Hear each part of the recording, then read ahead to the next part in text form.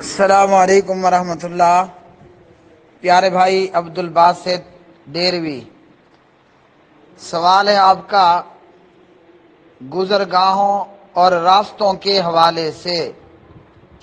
راستہ اور گزرگاہ، اس حوالے سے شریعت محمدیہ صلی اللہ علیہ وسلم میں حضور نبی کریم صلی اللہ علیہ وسلم کی کیا تعلیمات ہیں راستوں کے حوالے سے اور گزرگاہوں کے حوالے سے؟ جناب حضرت ابو سعید خدری رضی اللہ تعالی عنہ راوی ہیں، اور یہ روایت صحیح بخاری میں ہے۔ صحیح بخاری میں اس روایت کا نمبر ہے 2465، 2465 نمبر کی یہ حدیث۔ پیارے نبی علیہ الصلاۃ والسلام نے اس حدیث میں فرمایا ایاکم والجلوس علی الطرقات، راستوں میں بیٹھنے سے بچو، گزرگاہوں پر راستوں میں آتے جاتے ہوئے لوگوں کے راستے میں بیٹھنے سے، بیٹھک لگانے سے بچو۔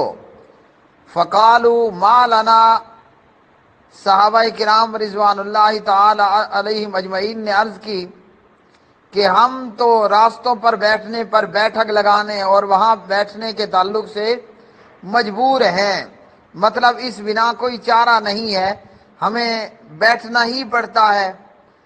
تو پیارے نبی علیہ الصلاۃ والسلام نے پھر ارشاد فرمایا فَأَعْطُوا الطَّرِيقَ حَقَّهَا، اگر بیٹھے بغیر کوئی چارہ نہیں ہے تو فرمایا کہ پھر راستے کا حق بھی ادا کرو۔ اگر بیٹھے بغیر کوئی اور راہ نہیں ہے، کوئی گزارا نہیں ہے، تو پھر راستے کا حق بھی ادا کرو۔ قالوا وما حق الطریق، صحابہ کرام رضوان اللہ علیہ مجمعین پوچھتے ہیں کہ یا رسول اللہ صلی اللہ علیہ وسلم، راستے کا کیا حق ہے؟ تو آپ صلی اللہ علیہ وسلم نے فرمایا غض البصری، راستے کا حق یہ ہے کہ نگاہوں کو نیچے رکھو، بریکٹ میں مطلب آتے جاتے یا آتی جاتی ہوں کو تاکنا نہیں ہے، نگاہوں کو نیچا رکھنا ہے۔ اور ویسے بھی قرآن مجید سورۃ النور پارہ نمبر 18 میں اللہ رب العالمین نے مومنین کو بھی اور مومنات کو بھی یہ حکم دیا کہ نگاہوں کو جھکا کے رکھنا ہے۔ قل للمؤمنین یغضوا من ابصارہم، اسی طرح وقل للمؤمنات یغضضن من ابصارہن، مومنو تم بھی اور مومنات تم بھی، یعنی میل اور فیمیل دونوں قسم کے ایمان والوں اپنی نظروں کو جھکا کر رکھنا ہے۔ تو اس حدیث کے اندر بھی پیارے نبی علیہ السلام نے فرمایا راستے کا حق یہ ہے کہ نظروں کو جھکا کے رکھو، آتے جاتے ہوں کو یا یہ کہ آتی جاتی ہوں کو تاکنا اور تاڑنا نہیں ہے۔ اور اسی طرح پیارے نبی علیہ الصلاۃ والسلام نے راستے کے حق کے تعلق سے فرمایا کسی کو تکلیف دینے سے بھی بچو، کسی کو بھی تکلیف نہیں دینی ہے۔ تیسری بات پیارے نبی علیہ الصلاۃ والسلام نے فرمایا ورد السلام، اور سلام کا جواب بھی دینا ہے۔ کوئی تمہارے اوپر سلام کرے تو تمہیں چاہیے کہ سلام کا جواب دو۔ اور ایک اور حدیث کے اندر پیارے نبی علیہ الصلاۃ والسلام نے فرمایا کہ چلنے والے کو چاہیے وہ بیٹھے ہوں پر سلام کرے۔ تو فرمایا کہ سلام کا جواب دینا ہے۔ اور کیا کرنا ہے؟ فرمایا وَأَمْرٌ بِالْمَعْرُوفِ وَنَهْيٌ عَنِ الْمُنْكَرِ، ایک کام یہ بھی کرنا ہے، اچھی باتوں کے لیے حکم کرنا ہے اور بری باتوں سے روکنا ہے۔ کوئی اگر گندا کر رہا ہے، برا کر رہا ہے تو اسے برائی سے منع کرو، اور اسی طرح نیکی کا حکم کرنا ہے، اچھی باتوں کا حکم کرنا ہے۔ تو یہ حدیث ہمیں کیا بتاتی ہے؟ یہ حدیث یہ بتاتی ہے کہ آتے جاتے ہوئے راستوں کو، گزرگاہوں کو تنگ نہیں کرنا، گزرنے والوں کے لیے راستے میں تنگی کا باعث نہیں بننا۔ تو یہ حدیث اس بات کا فائدہ دیتی ہے کہ لوگوں کا راستہ نہیں روکنا، جو گزرگاہیں ہیں عام گزرنے کی جگہ ہیں، وہاں سے لوگوں کو روکنا نہیں ہے، یا ایسی صورتحال بنا کر بیٹھنا بھی نہیں ہے کہ گزرتے ہوئے لوگوں کے لیے مصیبت اور پریشانی کا باعث بنے۔ راستوں پر بیٹھنے سے منع کر دیا، اور اگر بیٹھے بغیر کوئی چارہ نہیں ہے تو پھر نگاہوں کو نیچا رکھنا ہے، جھکا کے رکھنا ہے، تکلیف دینے سے بچنا ہے، سلام کا جواب دینا ہے، اچھی باتوں کا حکم کرنا ہے اور بری باتوں سے روکنا ہے۔ تو کیا معلوم ہوا اس حدیث سے کہ راستے کو بند نہیں کرنا۔ اب بہت سے لوگ ہم دیکھتے ہیں کہ جناب شہر ہوں یا کہ دیہات ہوں، بہت سے لوگوں کی یہ عادت ہوگی کہ وہ راستے کے عین بیچ میں کوئی لوہے کا پائپ یا لوہے کا گارڈر لگا دیں گے، اور اس سے یہ ہوگا کہ گزرنے والوں کے لیے مشکل کا معاملہ بن جاتا ہے، چاہے کوئی گاڑی پہ گزرے یا چاہے کوئی کھوتے گاڑی پہ گزرے۔ لوگوں کا راستہ بند کر دینا، گزرگاہوں اور گزرنے کے راستوں کو بند کرنا، شریعت نے اس بات سے منع کیا۔ نبی علیہ السلام نے اس حدیث میں راستوں پر بیٹھنے سے منع کیا، ایاکم والجلوس علی الطرقات، کہ راستوں پر گزرگاہوں پر نہیں بیٹھنا۔ تو جب بیٹھنا منع ہے تو کوئی گارڈر گاڑ کے زمین میں یا کوئی جناب لوہے کا پائپ لگا کر، جیسا کہ مثال کے طور پر ایک مقام پر میں نے دیکھا، ڈیرہ اسماعیل خان خیبر پختونخوا کا ایک ضلع ہے، اور اس ضلع کا ایک گاؤں ہے، دیہات ہے، جس گاؤں کا نام ہے ملانا، ہم سرائکی میں اسے بولتے ہیں ملانا۔ جس گاؤں کا نام ہے ملانا اور جسے ہم کہتے ہیں ملانا، یہاں دیکھنے کو ملا کہ جناب عین راستے کے بیچ میں ایک سیمنٹ کا یا لوہے کا کھمبا کھڑا کر دیا گیا، پھیلا دیا گیا، اور اس سے یہ کہ گزرنے والوں کے لیے مشکل کا معاملہ بن گیا۔ اب غریب لوگوں کی ٹریکٹر ٹرالی گزر رہی ہے یا اس قسم کی کوئی بھی چیز گاڑی گزرتی ہے، یہاں تک کہ پک اپ کا بھی گزرنا مشکل ہو گیا۔ ٹریکٹر ٹرالی ہو یا کہ پک اپ ہو یا کوئی اور گاڑی ہو، تو پیارے نبی علیہ الصلوۃ والسلام نے راستے میں گزرگاہوں پر بیٹھنے سے منع کر دیا۔ اب بیٹھنا منع ہے تو کوئی لوہے کا گارڈر لگا کر یا جناب کوئی سیمنٹ کا جو ہے وہ تھمبا لمبا کر کے یا لوہے کا پائپ زمین میں لگا کر جب لوگوں کا راستہ ہی بند کر دے، وہ کتنا بڑا پاپی ہوگا، اندازہ ہے ہم کو؟ اور یہ کتنا بڑا گناہ کا مرتکب ہو رہا ہے۔ یہاں شاید کہ غریب لوگ اس کا کچھ نہ بگاڑ سکیں، لیکن جب اللہ کی طرف سے مار پڑتی ہے اور جب اللہ کا کوڑا برستا ہے، پھر ساری چودراہٹیں، پھر ساری خانگیاں، پھر ساری سرداریاں اللہ وحدہ لا شریک منٹوں میں مٹی میں ملا دیتا ہے۔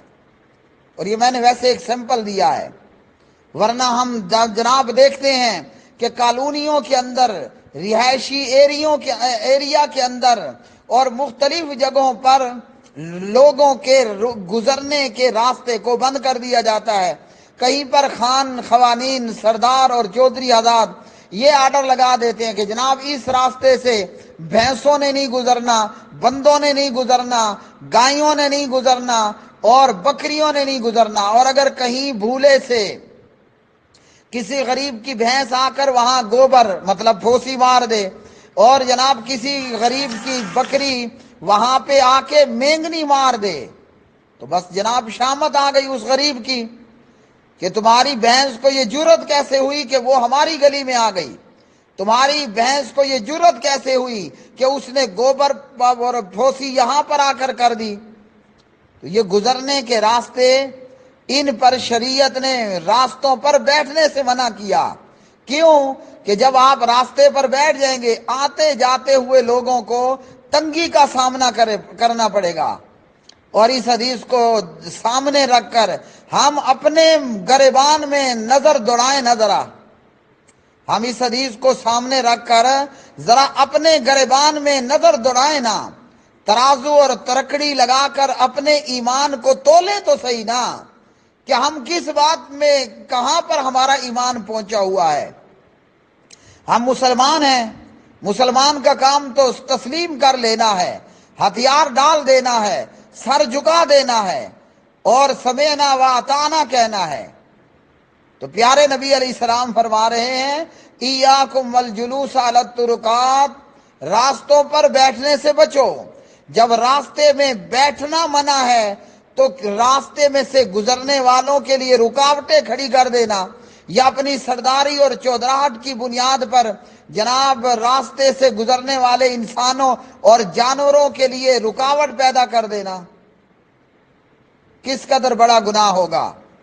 اور اس قسم کے لوگ، یہ لوگوں پر تنگی کرنے والے، جو اللہ کی مخلوق پہ رحم نہیں کرتا، چاہے وہ غریب بھینسوں والا ہو، اللہ کی مخلوق میں غریب بکریوں کا چرواہا ہو، یا کوئی بھی ایسا شخص ہو، اللہ کی مخلوق پہ جو زیادتی کرتا ہے، ظلم کرتا ہے، تنگی کرتا ہے، اللہ بھی اس پر تنگی کرے گا۔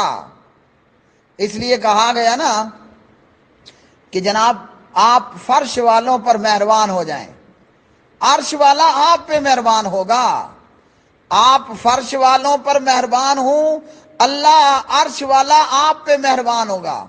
ہم سب کو جاننا چاہیے الرحمن علی العرش استویٰ، ہمارا پروردگار عرش پر مستوی ہے، جیسے اس کی شان کے لائق ہے۔ اب یہ عرش کہاں ہے؟ یہ عرش فوق سبع سماوات، اللہ کا عرش ساتوں آسمانوں سے اوپر ہے۔ تو کہا کہ فرش والوں پر تم مہربان ہو، عرش والا تمہارے اوپر مہربان ہوگا۔ کیا مطلب؟ اللہ کی مخلوق پہ تم رحم کرو، اللہ تمہارے اوپر رحم کرے گا۔ ایک بڑی خوبصورت حدیث، ویسے احادیث ساری خوبصورت ہیں، حضرت ابو ہریرہ رضی اللہ تعالیٰ عنہ راوی ہیں، بلوغ المرام کتاب الجامع ہے، اور یہ حدیث صحیح مسلم میں کتاب الذکر والدعا میں ہے، حدیث نمبر مسلم میں 2699 ہے۔ نبی علیہ السلام نے اس حدیث میں کیا فرمایا؟ ساری ہی حدیث آپ کو پڑھ کے سنا دیتا ہوں۔ من نفس عن مسلم کربۃ من کرب الدنیا نفس اللہ عنہ کربۃ من کرب یوم القیامہ، جو کوئی دنیا کی مصیبتوں اور سختیوں میں سے کسی مسلمان کی مصیبت کو دور کر دے گا، اللہ تعالیٰ قیامت کی سختیوں میں سے اس کی کوئی سختی دور کر دے گا۔ غریب چرواہا ہے، غریب شخص ہے، یا جو بھی مجبور اور لاچار ہے، آپ اس کی مصیبت کو دور کریں، آپ اس کی مصیبت کو دور کریں، اللہ سبحانہ و تعالی آپ کی مصیبتوں کو دور کرے گا۔ کب کرے گا؟ قیامت کے دن، قیامت کی سختیوں میں سے، اور وہاں بھائیوں کوئی بھی مصیبتوں کو دور کرنے والا نہیں ملے گا۔ تو اگر ہم چاہتے ہیں کہ ہماری قیامت کی سختیاں دور ہو جائیں، آج لوگوں کے لیے رحم دل ہو جائیے، نرم دل ہو جائیے، مخلوق پر، فرش والوں پر مہربان ہو جائیے۔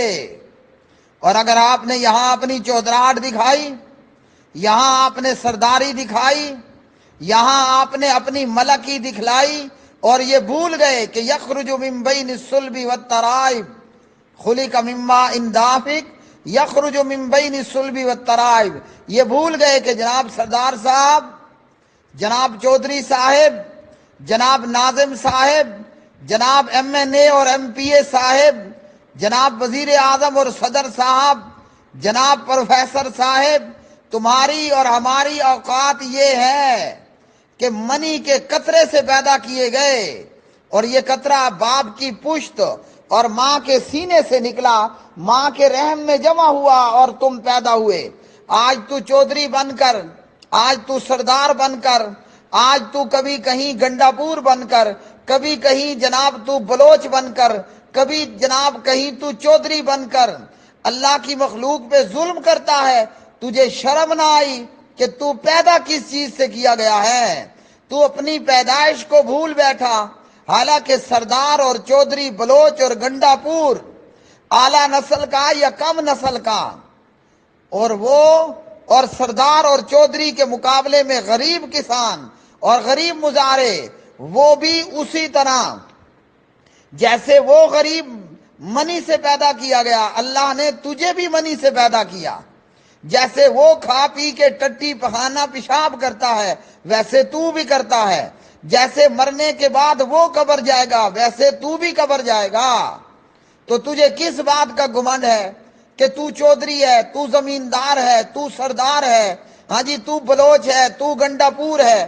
ہر علاقے میں جو بھی قوم ہے وہ اپنے آپ کو بڑا سمجھ کر دوسروں کو حقیر سمجھے ہوئے ہوتی ہے۔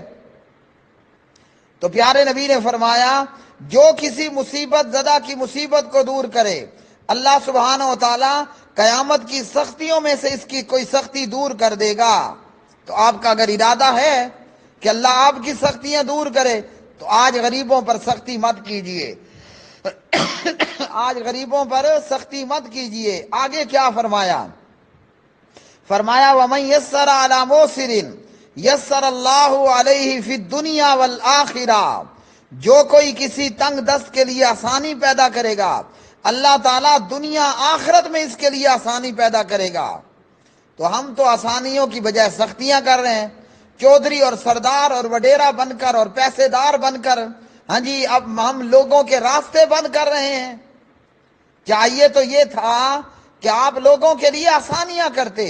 تو یاد رکھ لیجیے چودھریوں، سرداروں، وڈیروں اور زمینداروں، اگر کوئی ارادہ کہیں رتی برابر بھی تمہارے دل دماغ میں موجود ہے کہ اللہ رب العالمین تمہارے لیے آسانی کرے تو پھر فرش والوں پر مہربان ہو جاؤ، اللہ کی مخلوق پر تم مہربان ہوگے، اللہ تم پہ مہربان ہوگا۔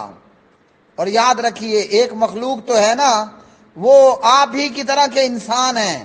اسلام ہمیں اور شریعت ہمیں یہ بتاتی ہے کہ اللہ اکبر، بنی اسرائیل کی ایک عورت بلی کو بند رکھا، ساری رات بھوکا پیاسا رکھا، بلی صبح مر گئی۔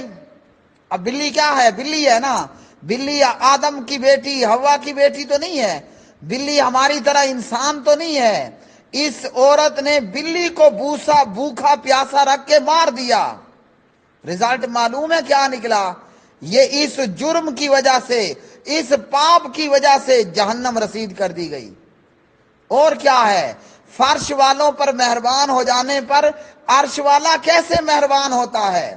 آئیے ایک مثال کتے کی بھی ہے۔ کتا کیا ہے؟ کتا آپ کے برتن میں منہ ڈال دے، شریعت بتاتی ہے 7 مرتبہ اس کو دھونا پڑے گا، پہلی اور آخری مرتبہ مٹی سے، پہلی یا آخری مرتبہ مٹی سے، بقایا پانی سے۔ بلوغ المرام کتاب الطہارہ اور صحیح مسلم۔ یہ کتا ہے، گھر میں موجود ہو تو فرشتہ نہیں آئے گا، برتن میں منہ ڈال دے تو برتن ناپاک ہو جائے گا، گھر میں ہو تو فرشتہ نہیں داخل ہوتا۔ صحیح بخاری۔ اور پیارے نبی نے کیا فرمایا؟ بنی اسرائیل کی ایک بد اعمال عورت نے، مومنہ تھی مگر کردار کی بری تھی، اس عورت نے پیاسے کتے کو پانی پلا دیا۔ عرش والے کو اس کی ادا اتنی پسند آئی، چونکہ یہ فرش والوں پر مہربان ہوئی، اللہ اس پہ مہربان ہوا اور اس کے سارے پاپوں کو معاف کر کے اس کو جنت دے دی۔ ایک اور واقعہ سن لیجئے، فرش والوں پر مہربان ہونے پر عرش والا کیسے مہربان ہوتا ہے۔ کفل کا مشہور واقعہ۔ کفل ایک بڑا بدکردار انسان تھا، بڑا زنا کرنے والا تھا، لیکن تھا مالدار، چودھری تھا، سردار تھا۔ ایک غریب بیوہ عورت آتی ہے، آ کر کہتی ہے چودھری صاحب میں بیوہ ہوں، سردار جی میں بیوہ ہوں، بلوچ صاحب میں بیوہ ہوں، گنڈا پور جی میں بیوہ ہوں، میرے چھوٹے چھوٹے یتیم بچے ہیں، مجھے قرضہ چاہیے اپنے بچوں کے خوراک کے لیے۔ وہ چودھری اور سردار کہنے لگا، اپنے وقت کا بلوچ اور گنڈا پور کہنے لگا جتنا پیسہ چاہو میں دوں گا، لیکن رات میرے ساتھ گزارنا ہوگی، میرے گرم بستر کو گرم کرنا ہوگا۔ یہ عورت کہنے لگی یہ تو نہیں ہو سکتا، میں اپنے حیا اور ایمان کا سودا نہیں کر سکتی، لیکن بالآخر بچوں کی خاطر مجبور ہوئی۔ اور جب یہ برائی کے لیے اس کی طرف بڑھا، وہ عورت رو پڑی، اپنے ایمان اور حیا کے جنازے کے نکلتے دیکھ کر پوچھنے لگا تو پہلی مرتبہ پہ اتنی پریشان، میں تو ہزاروں مرتبہ یہ پاپ کر چکا۔ اس کفل کو اللہ کا ڈر ہوا، یہ اس مجبور اور لاچار عورت پر مہربان ہوا اور اسی رات یہ مر گیا۔ حالانکہ برسوں کا پاپی تھا، یہ برسوں کا پاپی تھا، اسی رات مر گیا۔